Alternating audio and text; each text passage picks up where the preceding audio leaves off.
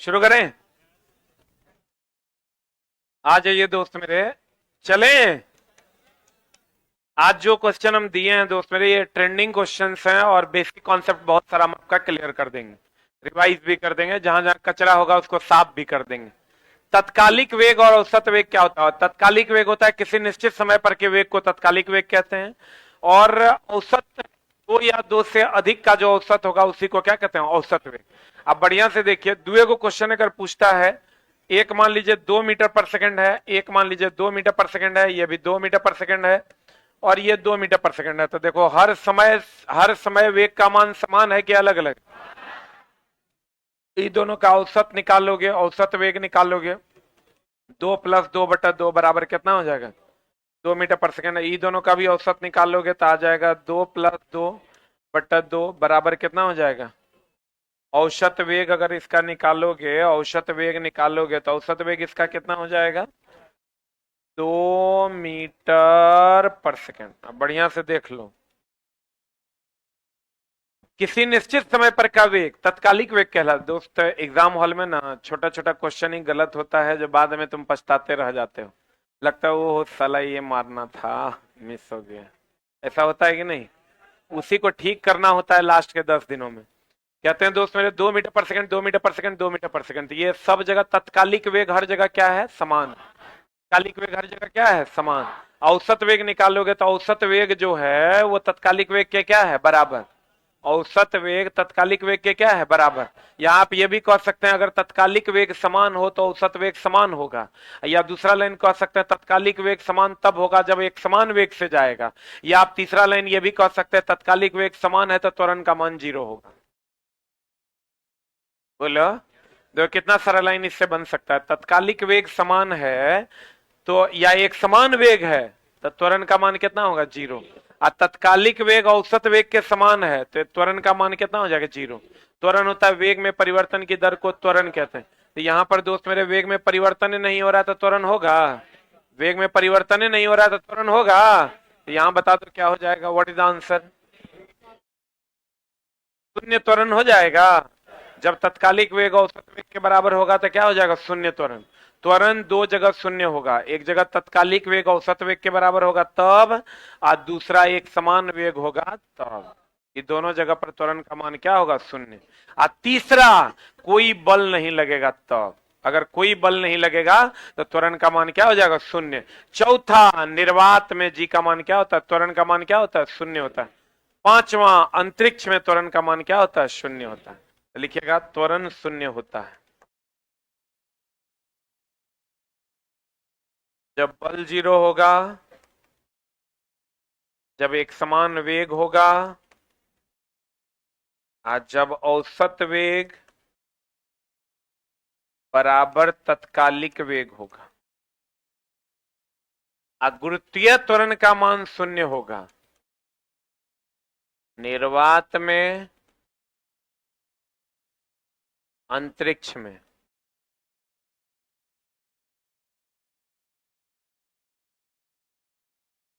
निर्वात में, अंतरिक्ष में, पृथ्वी के केंद्र पर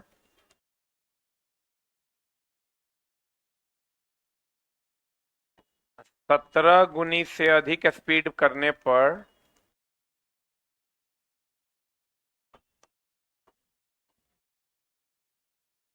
अधिक गति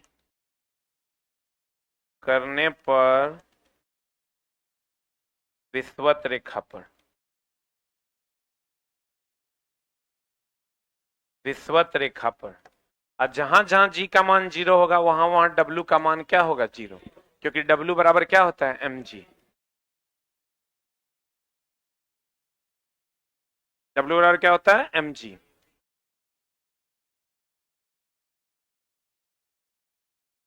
देख लिए? बल नहीं लगाएंगे तो त्वरण का मान क्या होगा? 0। अगर कोई वस्तु एक समान चाल से चल रही है, इसका मतलब उस पर बल लगा कि नहीं लगा? लगा। एक समान चाल से हम चल रहे हैं, मतलब हमारा कोई धक्का नहीं दे रहा है, इसका मतलब मेरे ऊपर कोई बल नहीं लग रहा है। हो गया? लिखे, अगर हम एक समान चाल से चल रहे हैं, इसका मतलब मेरा त्वरण कितना? 0। और त्वरण जीरो है, इसका मतलब कोई बल लग रहा है कि नहीं लग रहा है? कोई भी वस्तु तभी तक एक समान चाल से चलेगा, एक समान, जब तक कोई उस पर बाह्य बल ना लगे। अब बताओ, बल जो है वेग को बढ़ा देता है कि घटा देता है?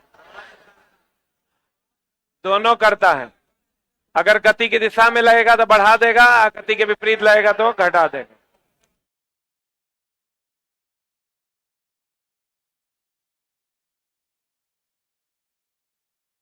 देखो, दूरी और विस्थापन का सवाल अधिकतर पूछता इसलिए है क्योंकि एनसीईआरटी में इसका सवाल दिया हुआ है, और हम बार बार कहते हैं दोस्त मेरे, एकदम कंप्लीट इसको रिवाइज कर लो। दूरी और कौन? विस्थापन। दूरी और कौन? विस्थापन। दूरी की अगर हम बात करें और विस्थापन की अगर हम बात करें दोस्त मेरे, दूरी और विस्थापन की बात अगर हम करते हैं तो यहां से अगर सीधे चलेगा तो ये क्या होगा? कितना बार बताएं, सीधा चलेगा तो विस्थापन, और टेढ़ा मेढ़ा चलेगा तो दूरी। सही है। दूरी की बात अगर हम करें तो ये अदिश राशि है क्योंकि इसकी कोई निश्चित दिशा नहीं है। विस्थापन कौन राशि है? सदिश। इसका मान या तो पॉजिटिव होगा या तो जीरो होगा। इसका मान पॉजिटिव होगा, निगेटिव होगा, जीरो भी होगा, तीनों ना होगा। और हमेशा हम कहते हैं दोस्त मेरे कि दूरी आप बट्टे विस्थापन का जो मान होगा, दूरी हमेशा बड़ा होता है, तब एक से बड़ा और बराबर। बराबर कब होगा? जब दोनों सीधी सड़क पर चलेगा तो दूरी और विस्थापन का मान क्या होगा? बराबर। अगर विस्थापन बट्टा दूरी देंगे तो विस्थापन का मान छोटा ना है, तो छोटा बट्टा बड़ा बराबर एक से छोटा और बराबर। दूरी का मान धनात्मक, एक मिनट, दूरी का मान जीरो कब होगा? जब वो चलवे नहीं करेगा, जब वो चलेगा नहीं। और जब चलेगा तो क्या होगा? धनात्मक। अब विस्थापन का मान जीरो होगा जब वो चलवे नहीं करेगा या जहां से चलेगा वहीं पहुंच जाएगा। बोलो रे। आई निगेटिव कब होगा? जहां से चलेगा उसके पीछे चला जाएगा। लेकिन इस सब ने पूछता है सीधा। और आर का मान, आर जानते हो ना, रिजल्टेंट। आर क्या है? रिजल्टेंट। रिजल्टेंट का मान निगेटिव होगा कि नहीं होगा? क्या नहीं होगा? आर रिजल्टेंट वेक्टर का मान कभी भी निगेटिव नहीं होगा। रिजल्टेंट वेक्टर का मान, यही क्वेश्चन है, पूछता है डायरेक्ट, रिजल्टेंट का मान क्या नहीं होगा? निगेटिव नहीं होगा। रिजल्टेंट का मान क्या नहीं होगा? निगेटिव नहीं होगा। लिख लिया? रिजल्टेंट का मान क्या नहीं होगा? निगेटिव नहीं होगा।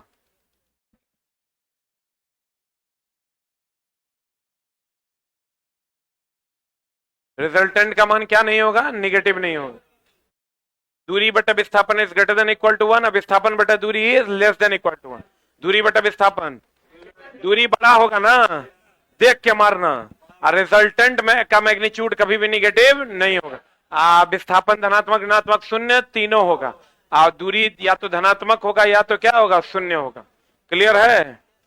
एकदम चलाएगा, देख के जाना। बता दो, जहां से चला वहीं पहुंच गया, विस्थापन क्या हो जाएगा? जीरो। विस्थापन क्या हो जाएगा? जीरो।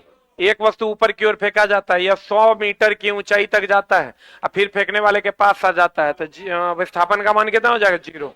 अब दूरी हो जाएगा 100 गया 100 आया तो कितना हो गया? 200। 200 ना।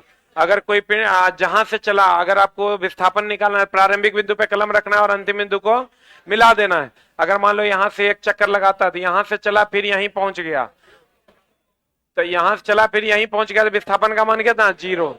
अब दूरी हो जाएगा, एक चक्कर लगा रहा है 2 पाई आर, एक चक्कर लगाएगा 2 पाई आर, जाए चक्कर लगाएगा उतना।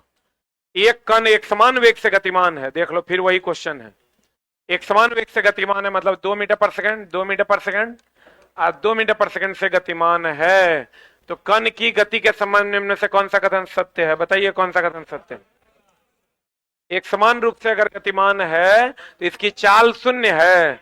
चाल तो है, इसका त्वरण शून्य है, इसका त्वरण वेग के विपरीत है, इसकी चाल परिवर्तित हो सकती है, इसका त्वरण का मान क्या है? शून्य। सही है? यही है वो पेंच वाला क्वेश्चन है ग्राम। अगला ये बता दिए था अभी हम ना। क्वेश्चन कह रहा है कोई कार कोई कार समतल सड़क पर त्वरित होकर अपने आरंभिक वेग का 4 गुना वेग प्राप्त कर लेता है। इस प्रक्रिया में कार की स्थिति ऊर्जा में कोई परिवर्तन। देखो चलाइए, स्थिति ऊर्जा गति ऊर्जा का जो मामला है इसको एक बार बढ़िया से देख लो। पहले तो तुमको यांत्रिक ऊर्जा का फॉर्मूला पूछता है। यांत्रिक ऊर्जा बराबर होता है स्थितिज ऊर्जा, यांत्रिक ऊर्जा बराबर स्थितिज ऊर्जा अब प्लस कौन ऊर्जा, यांत्रिक ऊर्जा बराबर स्थितिज ऊर्जा प्लस कौन ऊर्जा, गतिज ऊर्जा। दोस्त मेरे ये हमेशा याद रखना कि mechanical energy is equal to ये प्लस ये, लेकिन कभी कभी उल्टा कर भी पूछ दिया है। तुम्हारे प्रीवियस ईयर क्वेश्चन है कि गतिज ऊर्जा बराबर क्या हो जाता है, तो गतिज ऊर्जा बराबर हो जाएगा यांत्रिक ऊर्जा, यांत्रिक ऊर्जा माइनस कौन ऊर्जा, माइनस कौन ऊर्जा, अस्थितिज ऊर्जा। यांत्रिक ऊर्जा माइनस कौन ऊर्जा, अस्थितिज ऊर्जा। ऐसी को स्थितिज ऊर्जा के टर्म में भी तो लिखा जा सकता है। स्थितिज ऊर्जा के टर्म में लिखेंगे तो भैया इसको यहां रखेंगे, इसको इधर लेके आ जाएंगे, लिख सकते हैं। अरे बोलवे नहीं करता है, आश्चर्य भरी निगाहों से ना देखो। पोटेंशियल एनर्जी बराबर क्या होता है, mgh। काइनेटिक एनर्जी बराबर क्या होता है, हाफ mvf। अब बहुत एकरा में कोयला नहीं खोदना है, बढ़िया से समझ लो। 3-4 गो एग्जाम्पल फिक्स है, वही पूछेगा। पोटेंशियल एनर्जी का एग्जाम्पल खाली पूछेगा तुमको, स्प्रिंग पूछेगा, गद्दा पूछेगा, बांध पूछेगा, हथौड़ा उठाया हुआ पूछेगा, और कौन पूछेगा, स्प्रिंग हो गया, गद्दा हो गया, बांध हो गया, हथौड़ा हो गया, धनुष हो गया, गुलेल हो गया। इतने क्वेश्चन पूछता है आज तक। एक मिनट रुक जा, हम लोग तो लिखाने के लिए लिखा देते हैं उड़ता हुआ हेलीकॉप्टर फलना चिलना, तो तुम खाली ये अगर मान लो इसके अलावा अभी तक पूछा है इतने एकदम फिक्स क्वेश्चन यहीं तक पूछा है, स्प्रिंग या पूछेगा बांध, या हाथ में उठाया हुआ हथौड़ा, धनुष या गुलेल। इतने क्वेश्चन पूछा है पोटेंशियल एनर्जी का एग्जांपल और काइनेटिक एनर्जी के एग्जांपल पे। हम लोग तो समझाने के दृष्टिकोण से कहते हैं चलता हुआ पंखा, लटक कर चलता हुआ पंखा, वो सब पूछा नहीं है। लेकिन अगर पूछ दे उड़ता हुआ हेलीकॉप्टर तो देख लेंगे, खाली हाइट होगा तो स्थिति ऊर्जा, वेग होगा तो गति ऊर्जा, दोनों होगा तो दोनों ऊर्जा, दोनों में से कोई नहीं होगा तो कोई ऊर्जा नहीं हो। अगर कह दे उड़ता हुआ हेलीकॉप्टर तो उड़ता हुआ हेलीकॉप्टर में हाइट भी है तो स्थिति ऊर्जा होगा, वेग भी है तो गति ऊर्जा होगा। लेकिन पूछा इतने, स्प्रिंग, गद्दा, बांध, हथौड़ा, धनुष, गुलेल। हाँ, हथौड़ा भी कैसा, उठा हुआ, हथौड़ा कैसा, उठा हुआ। अभी तक जो पूछा स्प्रिंग, गद्दा, बांध, हथौड़ा, धनुष या गुलेल, स्प्रिंग, गद्दा, बांध, हथौड़ा, धनुष या गुलेल। आइए हमेशा ध्यान रखना कि गुरुत्वाकर्षण के द्वारा किया गया कार्य का भी फॉर्मूला यही है। गुरुत्वाकर्षण के द्वारा जो कार्य होता है उसका भी फॉर्मूला क्या है, mgh। h क्या है, h लिख लो, ऊंचाई में परिवर्तन। h क्या है, ऊंचाई में परिवर्तन, यानी प्रारंभिक ऊंचाई या बट माइनस अंतिम ऊंचाई, या अंतिम ऊंचाई माइनस प्रारंभिक ऊंचाई। स्प्रिंग, गद्दा, बांध, हथौड़ा, धनुष, गुलेल। स्प्रिंग, गद्दा, बांध, हथौड़ा, धनुष और गुलेल, ये कौन ऊर्जा है, स्थिति ऊर्जा। कौन ऊर्जा, स्थिति ऊर्जा। और अगर हाइट होगा तो स्थिति ऊर्जा, वेग होगा तो गति ऊर्जा, दोनों में से दोनों होगा तो कौन ऊर्जा, दोनों ऊर्जा। गतिज ऊर्जा यांत्रिक ऊर्जा बराबर स्थितिज ऊर्जा प्लस गति ऊर्जा। गति ऊर्जा निकालोगे तो यांत्रिक ऊर्जा माइनस स्थिति ऊर्जा। सही है, बढ़े। पूछा अभी इतने, स्प्रिंग, गद्दा, बांध, हथौड़ा, धनुष और गुलेल। बढ़े। एक चीज हमेशा ध्यान रखना, mgh की अगर हम बात करें, mgh की अगर हम बात करें, ऊपर की ओर जो mgh होगा वो होगा निगेटिव, और नीचे की ओर जो mgh होगा वो होगा पॉजिटिव। एक चीज और ध्यान रखना, उठाने में जो कार्य होगा, उठाने में कार्य जो होगा वो होगा mgh, और उठाए रखने में कार्य जो होगा, कितना बार बोले, उठाए रखने में कार्य जो होगा वो हो जाएगा 0। उठाए रखेंगे तो कार्य का मान क्या हो जाएगा, 0। उठाने में कार्य हो जाएगा कितना, mgh, और धरती से ऊपर उठाने में माइनस mgh, यानी कार्य का मान निगेटिव की पॉजिटिव, और नीचे गिराने में पॉजिटिव। एकदम लिख लो, ऊपर उठाएंगे तो गुरुत्वाकर्षण के विरोध में उठाते हैं। ऐसे देखो, एक मिनट, गुरुत्वाकर्षण बल नीचे लगता है, ऊपर उठाएंगे तो गुरुत्वाकर्षण के विरोध में उठाएंगे। अब विरोध में किया गया कार्य क्या होता है, निगेटिव। निगेटिव ना, क्योंकि विरोध करेंगे मतलब निगेटिव होगा। तो गुरुत्वाकर्षण के विरोध में उठाने में किया गया कार्य क्या होगा, ऋणात्मक। अगर गुरुत्वाकर्षण के सपोर्ट में गिरा देंगे तो क्या होगा, धनात्मक। ऊपर उठाएंगे ऋणात्मक, नीचे गिराएंगे धनात्मक। चलिए लिख,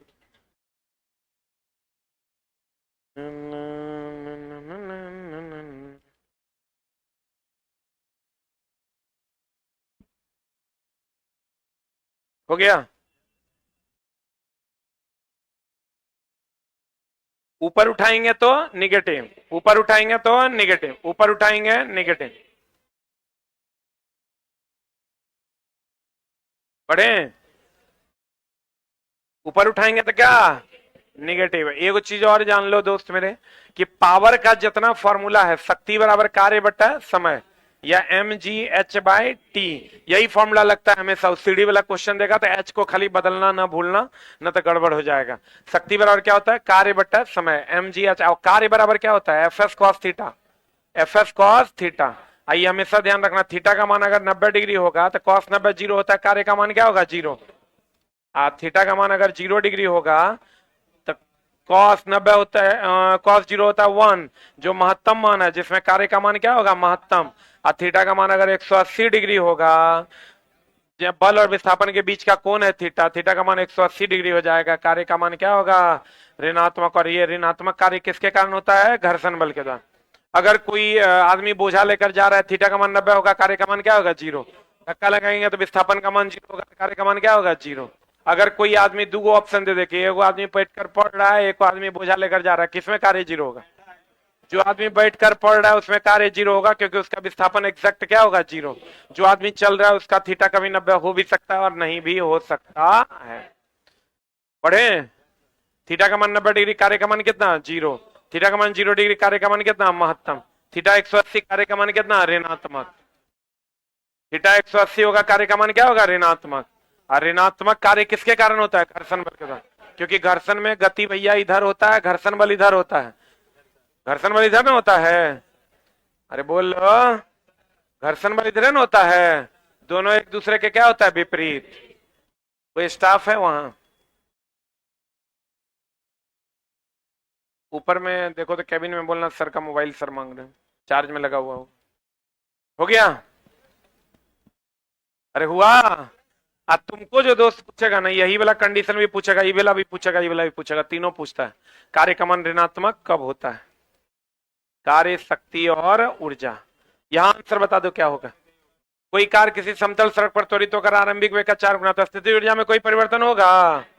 परिवर्तित नहीं होगा। खींचे हुए धनुष को छोड़ रहा है तो हड़बड़ा के मारोगे तो धनुष में स्थिति ऊर्जा मार दोगे, जो कि ऑप्शनों में नहीं है। खींचे हुए धनुष को छोड़ते समय धनुष की स्थिति ऊर्जा, तो अगर धनुष को छोड़ दोगे तो धनुष जाएगा, तो स्थिति ऊर्जा किसमें बदल जाएगा? गति ऊर्जा में बदल जाएगा। मार देंगे गति ऊर्जा। गतिज ऊर्जा इज द राइट आंसर। एक चीज और ध्यान रखना, ध्वनि तो एक प्रकार का कंपन के कारण उत्पन्न होता है। किसके कारण? कंपन ऊर्जा है, कंपन ऊर्जा है। लेकिन एक चीज ध्यान रखना, ऊष्मा जो है वो अणुओं की गतिज ऊर्जा के कारण उत्पन्न होता है, अणुओं की औसत गतिज ऊर्जा के कारण। अणुओं की गतिज ऊर्जा ऑप्शन में देता है, औसतो गतिज ऊर्जा देगा, तो मारना अणुओं की औसत गतिज ऊर्जा के कारण, अणुओं की औसत गतिज ऊर्जा के कारण। और चला, आज के एलपी टेस्ट में था क्या?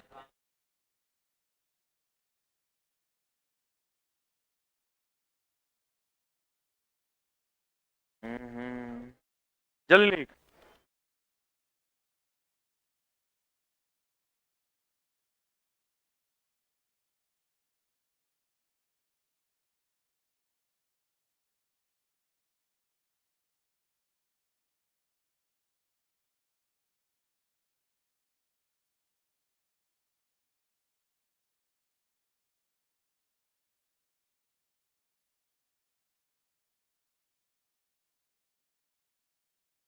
हो गया?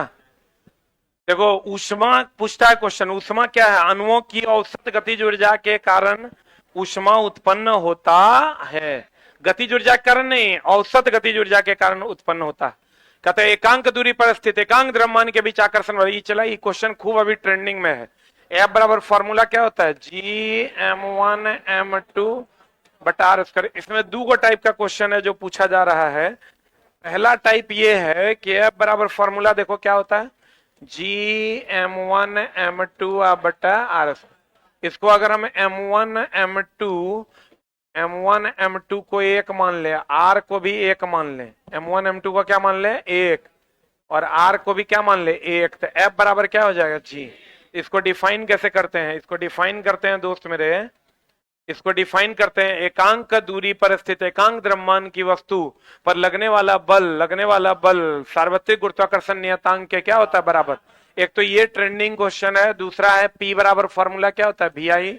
P बराबर हम कितना बार बोले हैं? P बराबर होता है V स्क्वायर बाय R।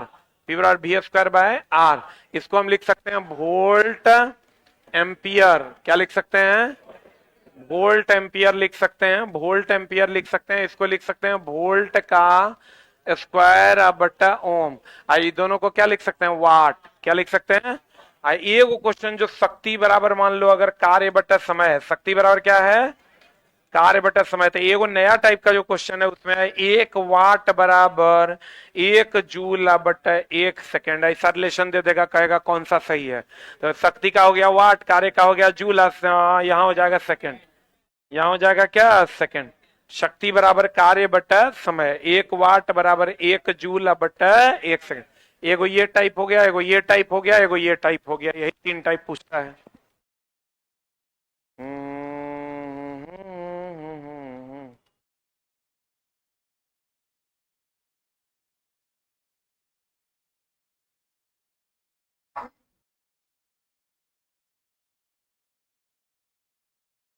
हो गया?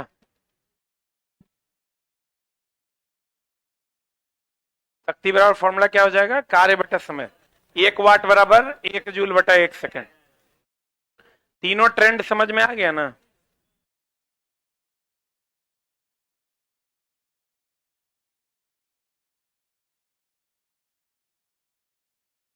हो गया? अरे हो गया।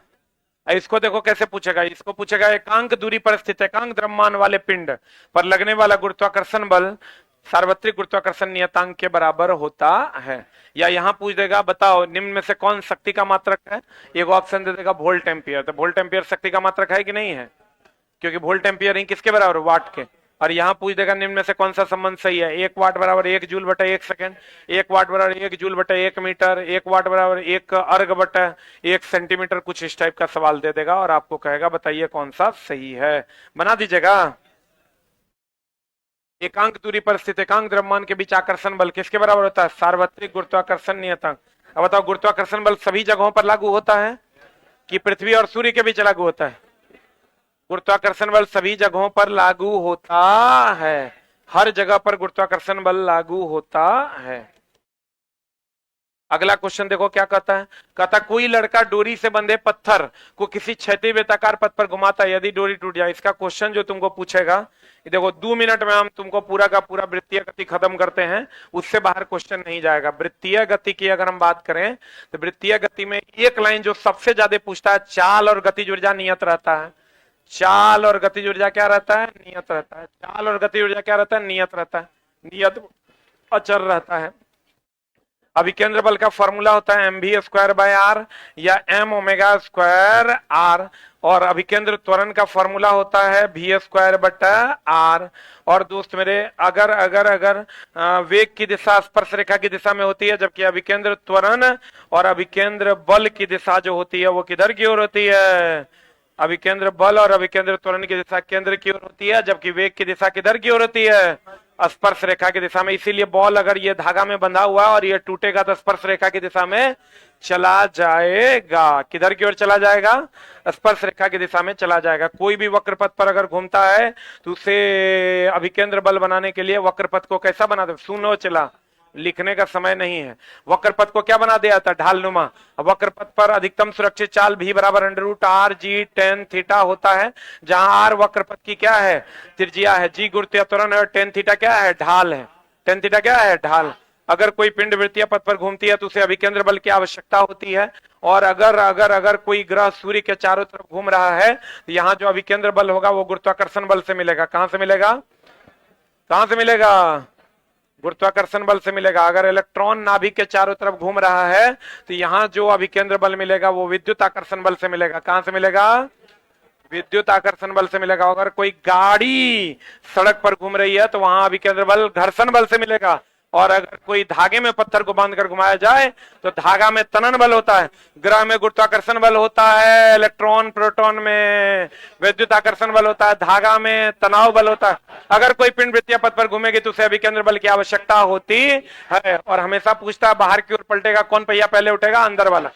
ऐसे पलटता है, अंदर वाला पहले उठेगा, गाड़ी बाहरी चक्के पर बाहर की ओर पलट जाएगा। अधिकतम सुरक्षित चाल द्रव्यमान पर निर्भर नहीं कर।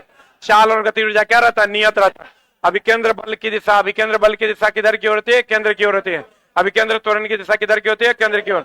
आवेग की दिशा किधर की ओर होती है, स्पर्श रेखा की ओर। अभी बराबर होता है √RG tan थीटा।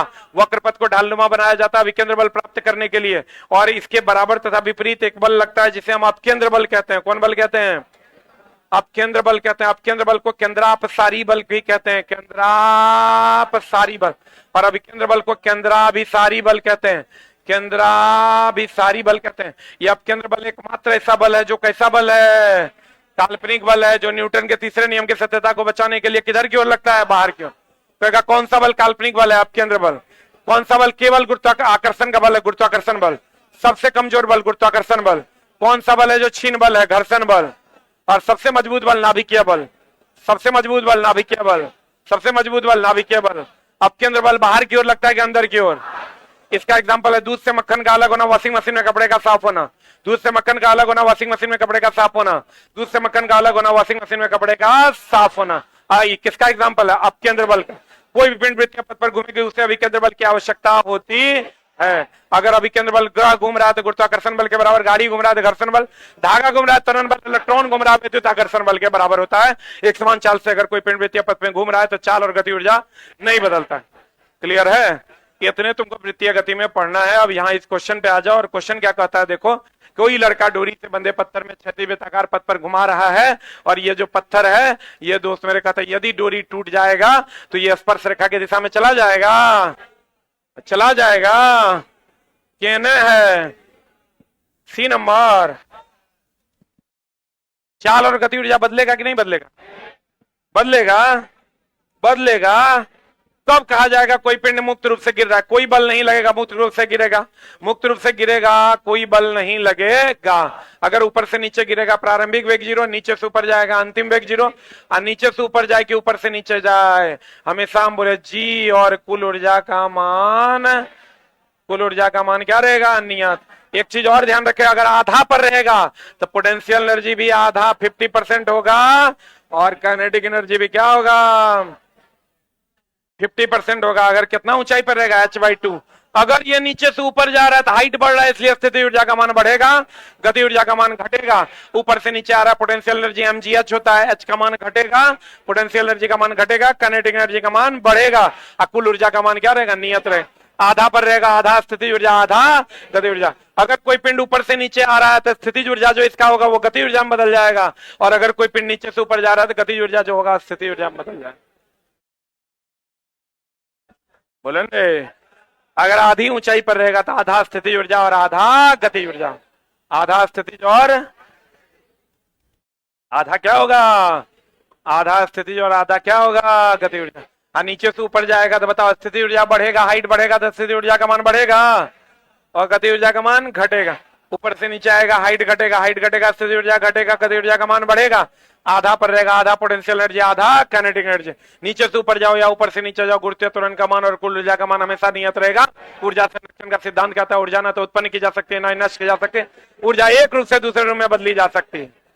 क्लियर, बोलेंगे आंसर बता, बोलेंगे what is the answer, C for cat. जब एक इस पर केवल कौन बल कार्य करे, गुरुत्व बल। और सब बढ़िया है, हाँ नहीं, रिवीजन हो रहा है, नहीं हो रहा है। बताओ एक समान चाल से चलेगा, चाल और गति ऊर्जा क्या होगा, बदलेगा कि नहीं, बदलेगा। आवेग की दिशा किधर, स्पर्श रेखा, स्पर्श रेखा। काल्पनिक बल कौन बल है, आप केंद्र पर। क्लियर, कितनों पढ़ा देंगे ना, एग्जाम हॉल से निकलेगा कहेगा झा सर जो पढ़ाए थे वो सब नहीं आया, समझे। फाइनली हमको वही मिलना है, ठीक ना। लेकिन अब दोस्त होता क्या है ना, ये बात तो फिक्स है कि 20 लाख बच्चा अगर एग्जाम देगा तो उसमें 17 लाख के नए होना है। अगर मतलब ओकर एग्जाम में 40 नंबर कट ऑफ जाएगा, अगर मतलब ओकर अधो नहीं बना। अगर 40 नंबर कट ऑफ जाएगा नॉर्मलाइज करके, वो भी 40-45 नंबर हार्डली कट ऑफ जाएगा। 50 पार तक कोनो शर्ते पे नहीं होगा। 50-51 अब साफे अब अटपट इस बार हो जाए तो हम भगवान नहीं है, आनी मुनी हम नहीं जानी। आईएएस के नहीं जाता है चला 70% से ज्यादा कट ऑफ, एक कहां से जाएगा। लेकिन जकर आधार नहीं बनेगा ना, वो एग्जाम हॉल से बाहर निकलेगा कुछ नहीं लड़ा। ये लड़ता कथी है रे? अच्छा अभी जो हम पढ़ा रहे हैं ये सब कथी है? ये रामायण। अगर मतलब साफे तब अमेरिका वाला कोनो सिलेबस से सेट कर दिया होगा तभी नहीं लड़ेगा। लड़ता क्वेश्चन नहीं है, कॉन्सेप्चुअली आप स्ट्रांग हैं। हम बार बार कहते हैं रेलवे हमेशा नए क्वेश्चन को फ्रेम करने में बिलीव रखता है। हर बार वो अपना नया क्वेश्चन लाता है और वो वही बंदा बना पाएगा जरा कॉन्सेप्ट में दम है। वो क्या करेगा देखो, अभी तो हम पढ़ा दिए ना, वो क्वेश्चन में क्या बदलाव करेगा। निम्नलिखित में से क्रमशः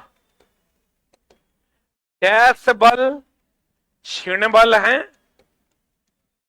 तथा डैश बल केवल आकर्षण का बल है। ऑप्शन दे देगा, देखो ना, हम तो थोड़ा पढ़ा है कि क्षीण बल घर्षण बल, केवल आकर्षण गुरुत्वाकर्षण बल। वो दे देगा घर्षण गुरुत्वाकर्षण, गुरुत्वाकर्षण घर्षण, घर्षण विद्युत आकर्षण, विद्युत आकर्षण घर्षण।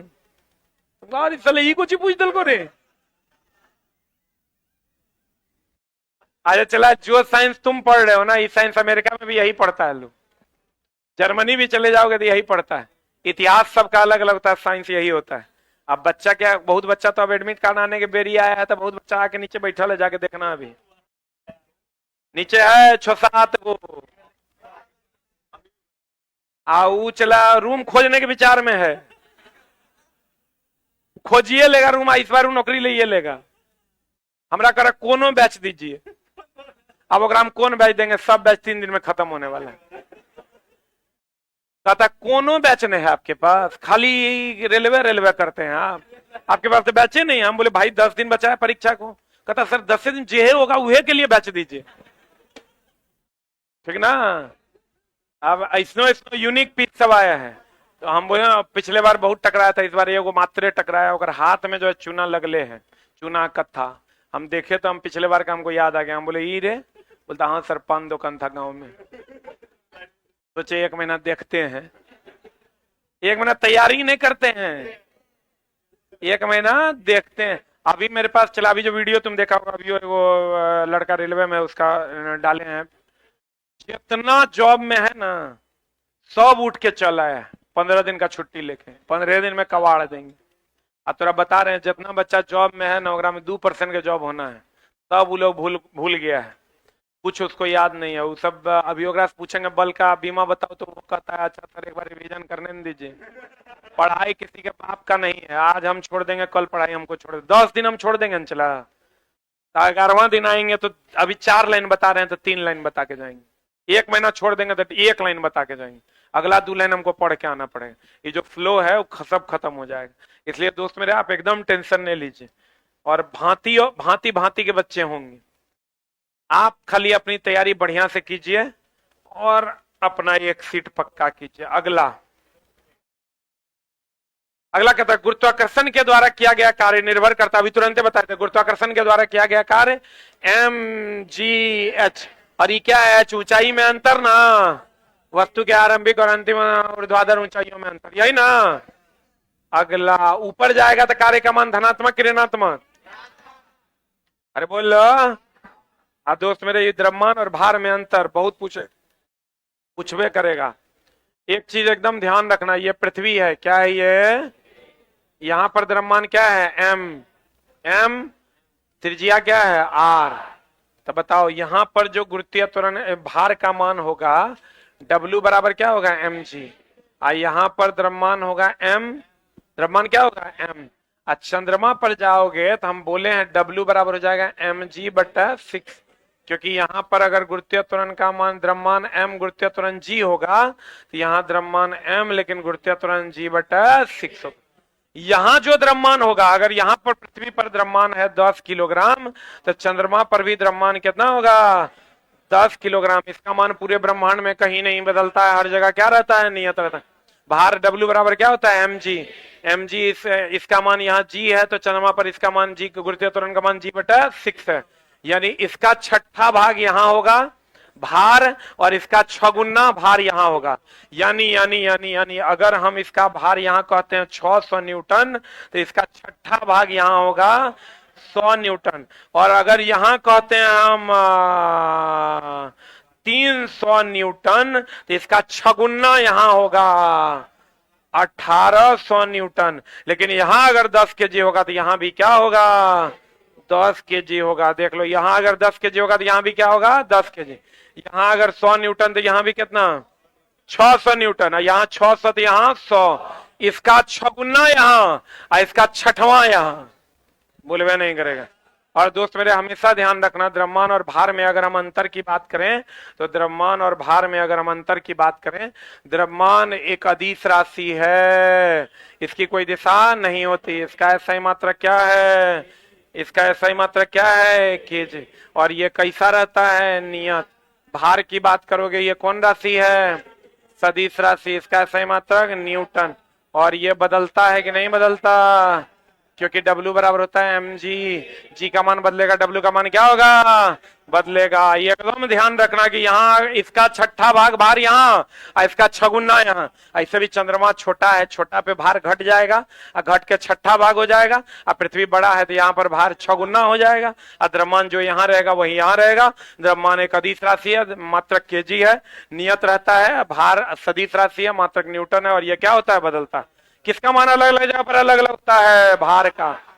भार का। किसका? भार का। द्रव्यमान का मान हर जगह क्या रहता है? नियत रहता है। क्लियर है? अरे बोलो, अरे बोलो, अरे बोलो।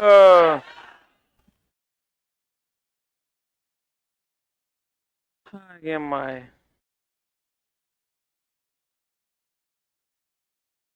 अब देखो दोस्त मेरे, क्या कहते हैं, क्या कहते हैं, गौर फरमाइएगा। कहता है धरती की सतह पर मापने पर एक वस्तु का भार कितना है? 60 न्यूटन। चंद्रमा पर इसे मापने पर इसका भार कितना हो जाएगा? धरती पर 60 है तो चंद्रमा पर छठा भाग होगा कितना न्यूटन? 10 न्यूटन। बनेगा ना?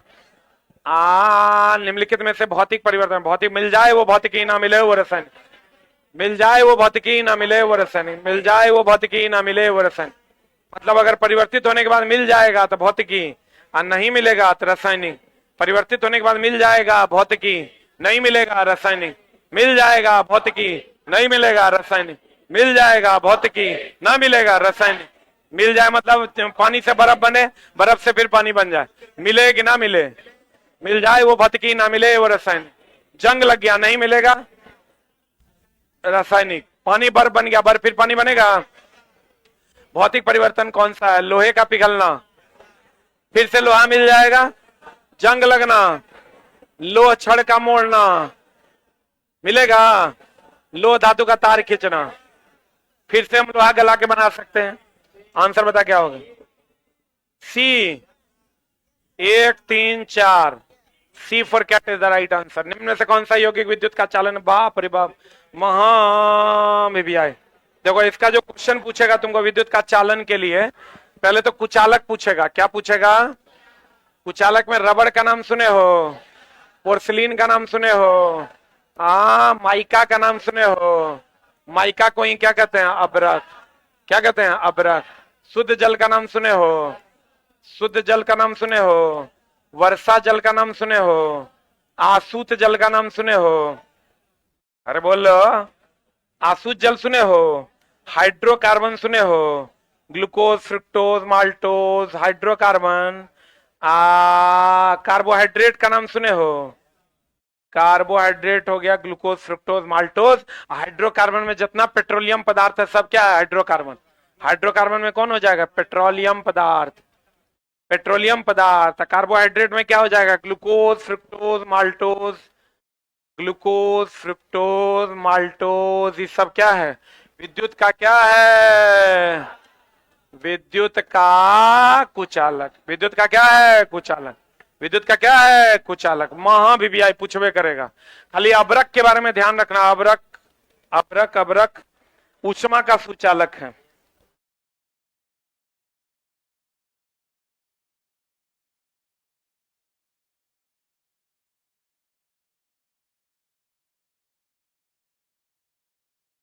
अबरक ऊष्मा का सुचालक और विद्युत का कुचालक है। पोर्सिलीन ऊष्मा और विद्युत दोनों का क्या है? कुचालक। पढ़े? आज जिस घोल से विद्युत धारा का प्रवाह होगा उसे विद्युत अपघट्य कहते हैं। आज ग्रास नहीं होगा उसे विद्युत अनअपघट्य कहते हैं। बढ़िया रे। कार्बोहाइड्रेट विद्युत का क्या है? कुचालक। हाइड्रोकार्बन विद्युत का क्या है? कुचालक। पेट्रोल, गैसोलीन, केरोसिन विद्युत का क्या है? कुचालक। ग्लूकोज, फ्रुक्टोज, माल्टोज, गैलेक्टोज विद्युत का क्या है? कुचालक। शुद्ध जल, अशुद्ध जल, वर्षा का जल विद्युत का क्या है? कुचालक। क्या है? कुचालक। पोर्सिलीन विद्युत का क्या है? कुचालक। माइका विद्युत का क्या है? कुचालक। रबर विद्युत का क्या है? कुचालक। क्लियर है? इतने रहवे करेगा। मार फायरिंग आंसर बता। सोडियम क्लोराइड विद्युत का क्या है? सुचालक। लेकिन कौन अवस्था में रहेगा? द्रव अवस्था में। एकदम एक चीज याद रखना। आयनिक यौगिक का गुण पूछे या NaCl का गुण पूछे, महा वीवीआई। इसका क्वथनांक और गलनांक, क्वथनांक एंड गलनांक क्या होता है? उच्च होता है। और ये ठोस अवस्था में विद्युत के कुचालक होते हैं और द्रव अवस्था में विद्युत के। एक क्वेश्चन यहां से रहेगा। नमक ले लो। नमक को ठोस अवस्था में रखोगे कुचालक और द्रव अवस्था में रखोगे सुचालक। H2O में ये घुलनशील क्यों? घुलनशील। अरे जल में नमक क्या होता है? घुलनशील। कार्बनिक घोलक में अगर कहेगा तो अघुलनशील, अघुलनशील, अघुलनशील। ये जब भी बनेगा धातु और धातु के बीच बनता है। धातु एंड अधातु के बीच बनता। किसके किसके बीच बनता? धातु और अधातु के बीच बनता है। महावीवीआई। इसका ठीक उल्टा होता है सहसंयोजक। इसका ठीक उल्टा कौन होता है? सहसंयोजक। उसका क्वथनांक और गलनांक निम्न होता है। उसका क्वथनांक और गलनांक क्या होता है दोस्त मेरे? निम्न होता है।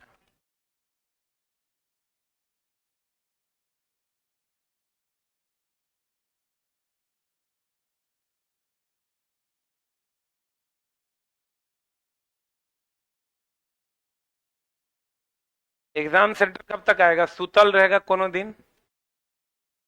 चल आएगा भोरे भोर।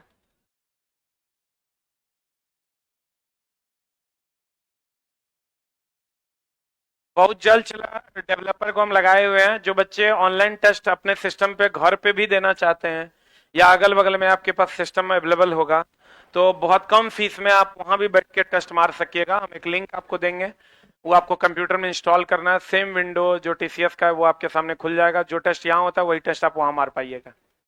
बहुत जल्द ये फैसिलिटी आप लोगों के पास उपलब्ध होगा, ऑनलाइन वाले बच्चों के पास।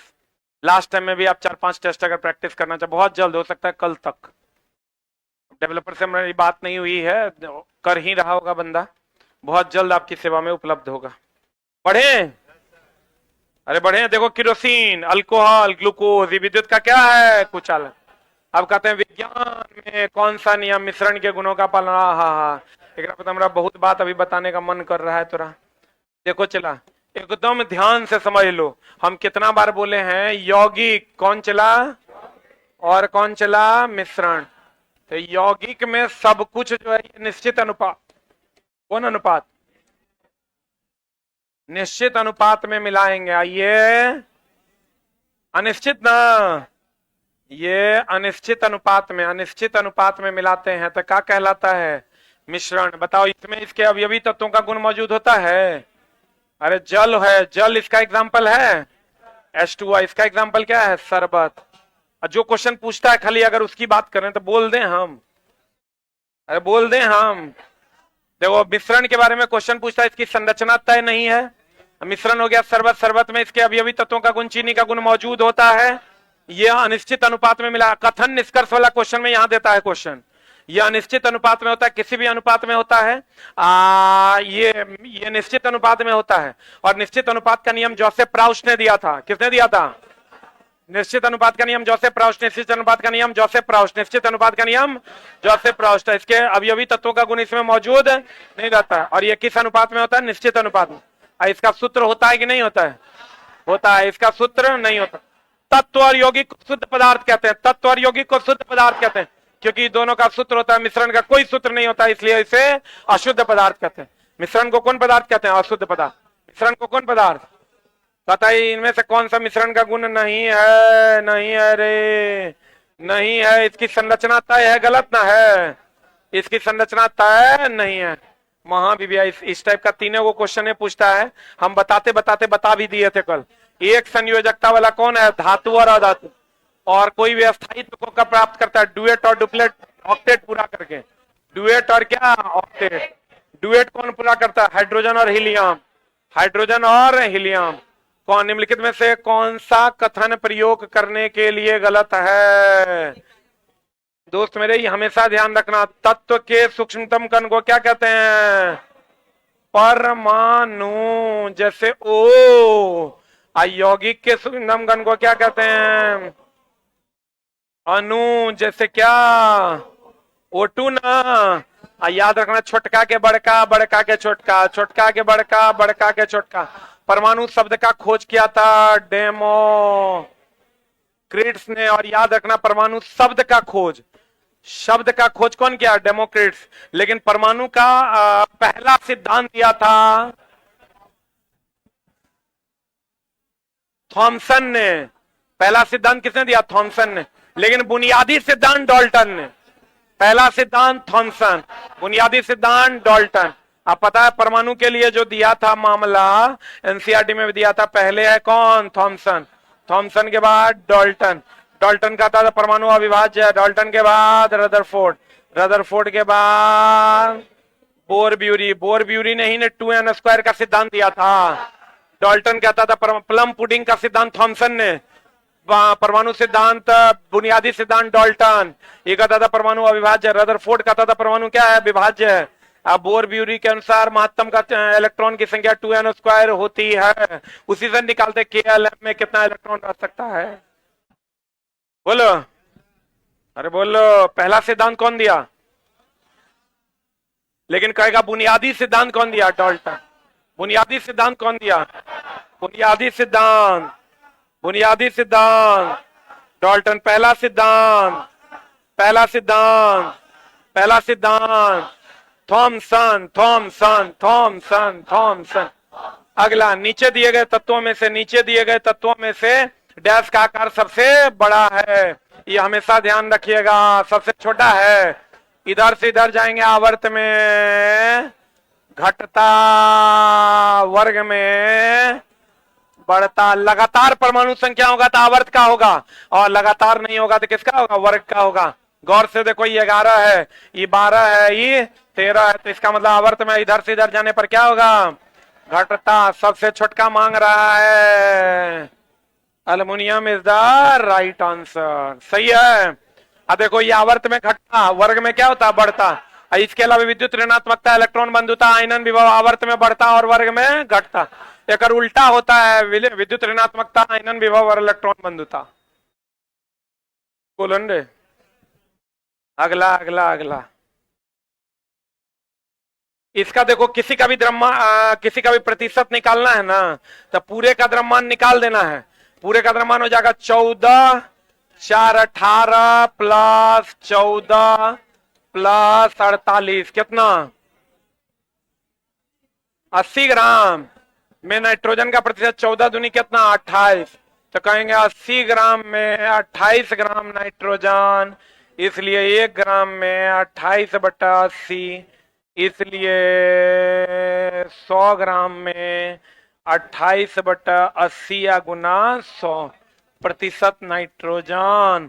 एगो चीज ध्यान रखना दोस्त मेरे, वो जो तुम याद कर ले हो यूरिया में 46.6%, वो तो पूछवे करता है, लेकिन अगर तुमको बदल के देगा तो कुछ नहीं करना। द्रव्यमान निकालने आता है ना, तो कहेंगे इतना द्रव्यमान में 14 दूनी कितना? 28।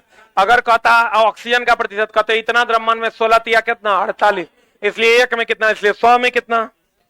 अरे बोलो, किसी का भी निकाल दोगे?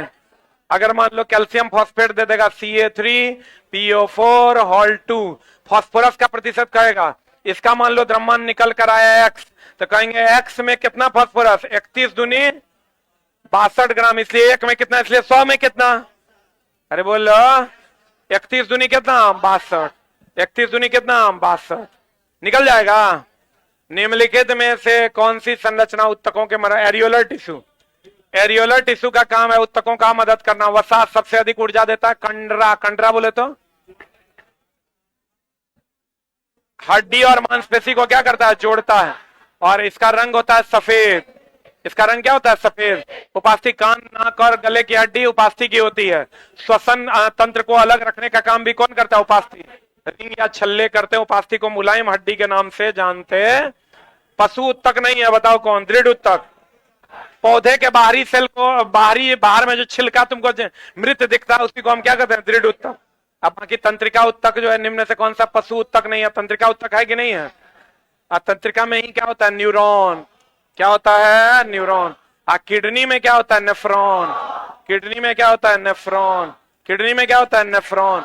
फेफड़ा में होता है एल्वियोली, छोटी आंत में होता है विली, छोटी आंत में क्या होता है, विली, फेफड़ा में क्या होता है, एल्वियोली। तंत्रिका, तंत्र का सूक्ष्मतम अवयव क्या है, न्यूरॉन। किडनी का सूक्ष्मतम अवयव कौन, नेफ्रॉन, किडनी का नेफ्रॉन, तंत्रिका, तंत्र का न्यूरॉन। फेफड़ा क्या करता है, ऑक्सीजन डालकर शुद्ध करता है, और किडनी रक्त को छान कर शुद्ध करता है। और रक्त में क्या छानता है, यूरिया, रक्त में क्या छानता है, यूरिया, रक्त में क्या छानता है, यूरिया। फेफड़ा में होता है एल्वियोली, जो ऑक्सीजन देता लेता और कार्बन डाइऑक्साइड देता, ऑक्सीजन देता और कार्बन डाइऑक्साइड लेता। और विली होता है छोटी आंत, वो उंगलीनुमा संरचना का होता है, जिसमें रक्त भरा हुआ होता है, जो भोजन रस को क्या करता है, अवशोषण करता है। छोटी आंत में क्या होता है, विली, छोटी आंत में क्या होता है, विली। और फेफड़े में क्या होता है, एल्वियोली, फेफड़े में क्या होता है, एल्वियोली, एल्वियोली ना। तंत्रिका तंत्र में क्या होता है, न्यूरॉन। किडनी में क्या होता है, नेफ्रॉन, नेफ्रॉन, नेफ्रॉन कहाँ होता है, किडनी में, जो छानने का काम करता है। अब भैया इलेक्ट्रॉन पर कौन, नाभिक के लिए कौन खोजा था, अल्फा किरण का प्रकीर्णन प्रभाव कौन दिया था, रदरफोर्ड। और रदरफोर्ड सिर्फ और सिर्फ प्रोटॉन के बारे में और सिर्फ नाभिक के बारे में खोजा था। बताओ आंसर, इलेक्ट्रॉन के बारे में नहीं खोजा। नाभिक का परमाणु द्रव्यमान धन आवेश यानी प्रोटॉन होता है, खोजा। न्यूट्रॉन होता है, नहीं खोजा। परमाणु का अधिकांश स्थान रिक्त होता है, खोजा। खोजा कि नहीं खोजा, आंसर क्या हो जाएगा, 2 और 4, 2 और 4। देखो अल्फा किरण प्रकीर्णन प्रभाव का खोज कौन किया था, रदरफोर्ड। किसके पत्थर पर अटैक करवाया, सोने के। और किसका खोज किया, नाभिक का। और नाभिक में कौन आवेश होता है, धन आवेश। और न्यूट्रॉन का खोज जेम्स चैडविक ने, इलेक्ट्रॉन का खोज जे थॉमसन ने। इलेक्ट्रॉन का एंटी पार्टिकल किसको कहते हैं, पॉजिट्रॉन को। पॉजिट्रॉन का खोज एंडरसन ने। किसने, किसने, मेसॉन का खोज युकावा ने। मेसॉन का खोज किसने, युकावा ने। एंटी पार्टिकल पॉजिट्रॉन है, एंटी एसिड MgOH हॉल 2 है, एंटी फ्रीजिंग इथिलीन ग्लाइकॉल है। बुलंद है, मजा आया।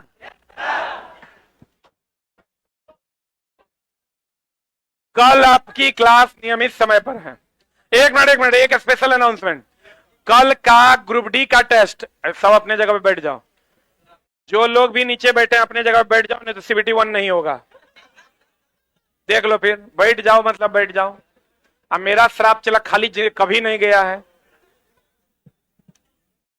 देखो कल और परसों का शेड्यूल हम आपको बता